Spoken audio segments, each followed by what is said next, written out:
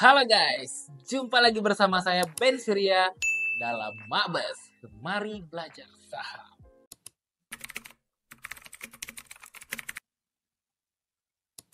Kerugian adalah sebuah kegagalan?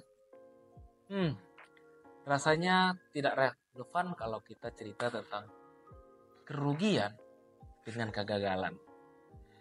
Saya mau cerita sedikit tentang sebuah proses.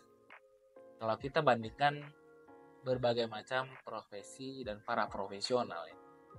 Untuk menjadi polisi, arsitek, pengacara, itu pasti butuh waktu dan proses. Misalnya aja untuk menjadi seorang dokter ya. Butuh waktu paling cepat ya 6 tahun. Biaya pendidikannya juga miliaran rupiah. Baru seseorang bisa menjadi dokter, baru seseorang bisa memberikan dosis obat, baru seseorang boleh melakukan tindakan operasi kepada pasiennya. Sama halnya seperti pilot. Butuh waktu menerbangkan pesawat hingga minimal 10.000 jam terbang. Sekolahnya juga gak main-main. Butuh biaya miliaran rupiah. Baru seseorang bisa menerbangkan pesawat. Jadi kerugian itu tidak cuma bercerita tentang uang.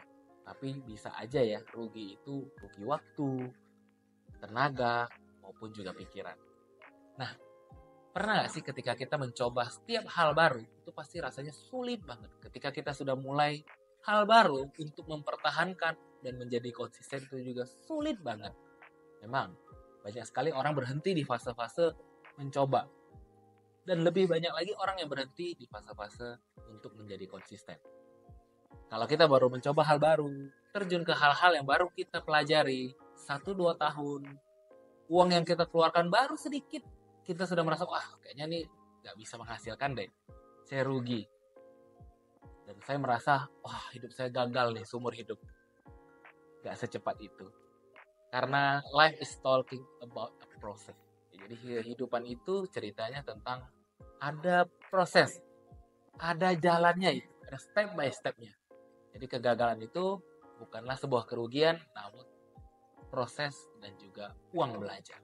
Banyak sekali cerita-cerita orang sukses, apalagi kalau misalnya di pasar saham ya. Kita kenal investor legendaris dunia seperti Warren Buffett ya. Kalau di Indonesia seperti legendaris kita yaitu Bapak Lo Keng Hong, nggak serta-merta terjun ke saham 1-2 hari, 1-2 tahun langsung sukses besar, langsung menjadi triliuner. Beliau juga mulai dari tahun 90-an berangkat jadi karyawan, orang biasa-biasa, lahir di keluarga yang biasa-biasa, sebagai karyawan bank swasta, memulai di pasar saham, mulai nabung, mulai nyicil, mulai mempelajari apa sih sebenarnya perusahaan-perusahaan. Hingga menginvestasikan uangnya dari gaji itu, butuh juga waktu itu 6 tahun untuk pertama kali menuju first bagger-nya di saham. Itu pun juga ada krisis waktu di tahun 98. Jadi bukan cuma waktu, tapi kita juga cerita tentang momentum.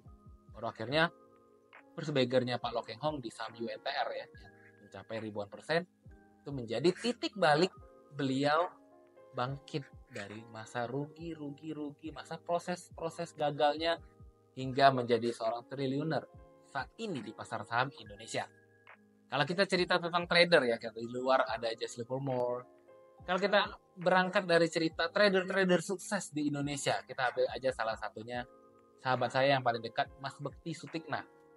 Di tahun 2008 beliau masih mahasiswa dan sudah mulai bekerja di perusahaan sekuritas, menabung gaji demi gajinya. Awalnya beliau cuma belajar saham, masuk dari uang SPP ya, uang SPP sebagai mahasiswa berapa sih ya? Cuman jutaan rupiah, belajar sampai kerja di sekuritas, uangnya sudah bertumbuh jadi puluhan bahkan ratusan, balik gagal lagi. Jadi nggak serta-merta hidup itu flat langsung naik gitu. Pasti ada namanya naik turun, bahkan kadang turunnya itu jauh dari titik awal kita memulai. Bukan titik nol lagi, titik minus gitu ya. Baru sampai sekarang melalui proses belasan tahun, Mas Bekti baru bisa menjadi miliuner di pasar saham, bisa menghasilkan miliaran rupiah. Transaksi trading sahamnya triliunan rupiah. Itu nggak serta-merta didapat hanya dari 1-2 hari, hanya 1-2 bulan, atau 1-2 tahun. Tapi ada proses dan momentum yang untuk menghantarkan seseorang menjadi orang yang berhasil di bidangnya. Pesan moral yang bisa kita dapatkan bahwa kesuksesan itu adalah sebuah perjalanan waktu. Dan setiap orang memiliki jalan waktu suksesnya masing-masing. Jadi setiap orang pasti beda-beda. Saya ingat seorang sahabat saya mengatakan kepada saya, waktu itu saya bingung ya.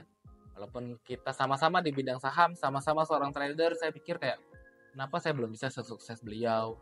Kenapa saya belum bisa menghasilkan uang sebanyak dia, si A, si B, dan si C?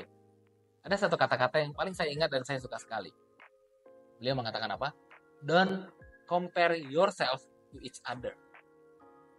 Jangan pernah kita membandingkan diri kita sendiri dengan orang lain. Because everyone has their own struggle. Karena setiap orang pasti memiliki perjuangannya masing-masing. Beda-beda prosesnya. Jadi waktu untuk menuju kesuksesan setiap orang pasti beda-beda. Jadi kerugian bukanlah sebuah kegagalan, tapi adalah sebuah perjalanan waktu, proses untuk menjadi lebih baik.